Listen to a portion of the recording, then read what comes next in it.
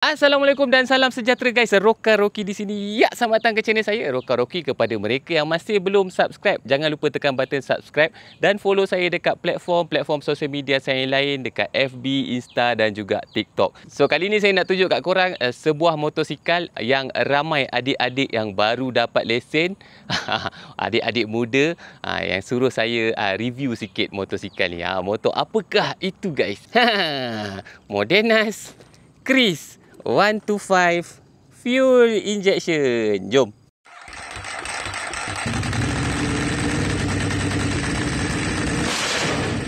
Okey guys, ini dia Modenas Kris 125 fuel injection Kapcai.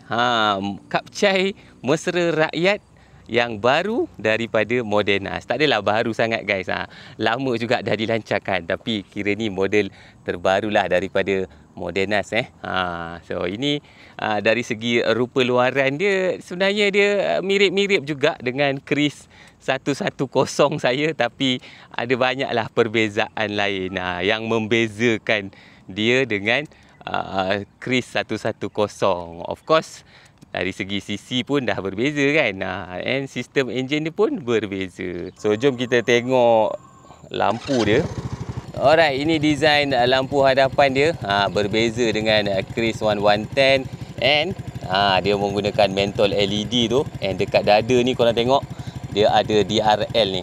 Dia running light. Dan ini signal dia juga menggunakan lampu LED ni. Dan dekat dada guys, tak ada capang-capang. Alright, ini lampu belakang dia. Lampu belakang dia masih pakai mentol halogen kat dalam tu saya nampak. Tapi signal belakang dia pun LED. Nice lah.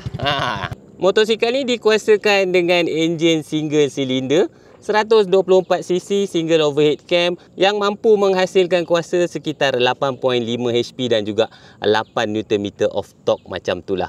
So not bad juga. And seperti yang korang tengok ni, head dia bersirip-sirip, blok dia pun bersirip-sirip.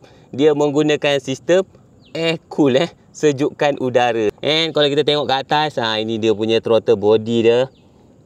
Tak pakai carburetor macam Kris 1110 saya. Enjin motosikal ni ada 4 gear, 4 kelajuan dan tiada clutch. So kepada mereka yang tak pandai bawa clutch, jangan risau, tak perlu nak tarik clutch, lepas clutch, slip clutch. Korang just lepas throttle masuk gear, lepas throttle masuk gear, senang. Ini paparan meter dia. So penuh warna-warna ni. Dia separa analog dan juga separa digital. So ini dia punya gear indicator dia. So kalau korang masuk gear, nampaklah kat situ kan. Tapi pada waktu siang kurang nampak sangat. Kalau terang kan, matahari tengah cerah tu kurang nak nampak lah. And ini dia punya fuel indicator dia. Petrol pun menggunakan lampu-lampu yang cukup terang ni. And gear dia guys, gear dia ni, dia rotational gear tau. So kita masuk sampai gear 4. 1, 2, 3, 4. So kalau korang berhenti dari gear 4 ni, korang boleh masuk neutral terus. Tu dia. Tapi kena berhentilah guys. Kalau bergerak tak boleh. Ataupun turun lah cara biasa 3, 2, 1, neutral. Ada hazard light guys. Kita boleh on hazard light. Tak banyak motosikal Kapcai yang ada hazard light ni And motosikal ni menggunakan electric starter ni dan juga starter kaki guys. So kalau bateri habis jangan risau. Kris 110 saya dah 18,000 tahun habis bateri, saya hidupkan pakai kickstarter je guys. Ada banyak lagi Kapcai lain yang tak letak lagi lah benda ni kan. Kita ada charging port. Ni USB lah. Okey, ni tangki dia. Tangki petrol dia 4.2 liter. And ada kompartmen kecil dekat bawah seat. Muatlah satu baju hujan. Tapi saya rasa kalau korang pack betul-betul baju hujan, boleh letak 2. Kalau yang bawa wife pergi kerja kan. And guys, ada satu lagi charging port guys dekat bawah ni. Aduh, bestnya. Sistem suspension hadapan dia menggunakan telescopic fork. Dan seperti yang korang tengok, sistem brake hadapan dia menggunakan disc dan kaliper 2 port. So brake dia ni memang padu. Saya ni tak kisahlah bawa motor CC berapa pun, yang penting brake kena padu. Dan ini brake dia memang padu. Brake belakang menggunakan sistem brake drum pun mantap dan boleh diharap orang kata. Sistem suspension belakang dia menggunakan dual shock kiri dan kanan. And korang boleh adjust guys, preload.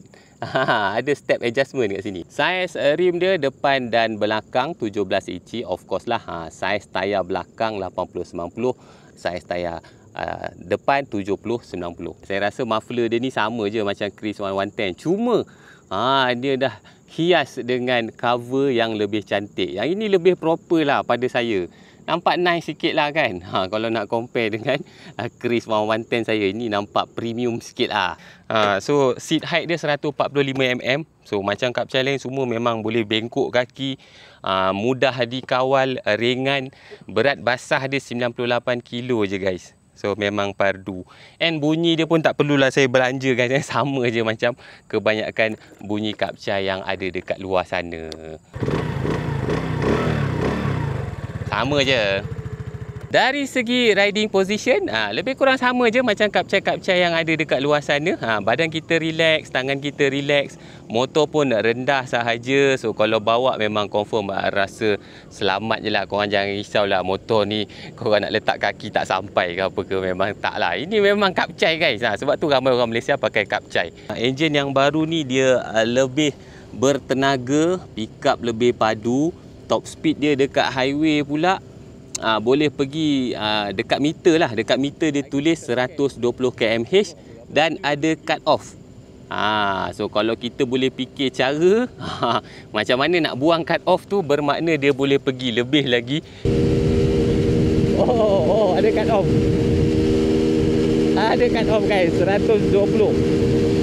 Dari segi vibration, pada kelajuan rendah, motor ni vibration dia very mild lah. Sikit je, korang tak rasa pun. Tapi kalau korang naik tinggi sikit, kelajuan 100 km/h ke atas, korang akan rasa mild vibration dekat kaki. Tapi very mild lah, tak mengganggu saya pun. It's quite normal lah untuk sebuah Kapcai 125cc macam ni. Saya rasa kebanyakan Kapcai pun macam tu, sama je. Kecuali Kapcai super moped yang bersisi tinggi-tinggi, tu less vibration lah. Tapi untuk Kapcai 125cc macam ni, it's quite normal. Dari segi handling, dekat dalam town of course cemerlang, motor kecil, ringan, very easy untuk mencilok ke apa ke, tak ada masalah. Dari segi cornering pula pun not bad.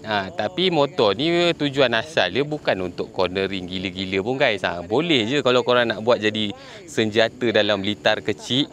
Tapi korang kena buat sikit lah kan. Tayar kena tukar tayar bagus sikit, kena besar sikit. Suspension kena suspension padu sikit lah. Tapi untuk kegunaan harian tak ada masalah pada saya. Alright guys, itu dia sedikit sebanyak tentang Modenas Kris 125. So pada saya not bad. Saya sebagai pengguna Modenas MR3, memang ni lagi laju lah guys. Modenas Kris 110 saya tu nak dapat 100 pun susah juga. Yang ini dekat meter boleh pergi 120 siap cut off lagi. Maknanya boleh pergi lebih lagi. So harga jualan dia guys bermula daripada RM5,620 sahaja. So pada saya pun kena dengan harga dia. And macam biasalah guys, untuk model-model Modenas ni, jaranglah kita nak jumpa orang main harga. Ini confirm kalau 5,600, silap-silap 5,000 korang boleh dapat. Kalau pandai cari kedai lah. Kalau ada kawan-kawan korang yang buka kedai motor tu, insya-Allah dia boleh ejah. Okay guys, terima kasih kerana menonton. Kita jumpa lagi di next video. Bye-bye. Pada saya, motor-motor jadi best bawa kat tempat-tempat macam ni lah. Dalam kampung kan. Nak pergi kedai runcit, nak pergi masjid, nak hantar anak balik sekolah, pergi sekolah, macam saya lah kan. Saya memang orang kampung. Itulah aktiviti saya setiap hari. Saya memang ronda-ronda kampung ni je. Ambil anak, hantar anak, pergi kedai, pergi masjid. So motor ni memang function teruk lah dekat bahagian tu. Sebab tu saya ada Kris 2 biji. Memang function teruk. Tapi yang ni dia ekstra sikit. Nak laju pun boleh. Dia boleh laju. Ya. Alamak. Function bro, function.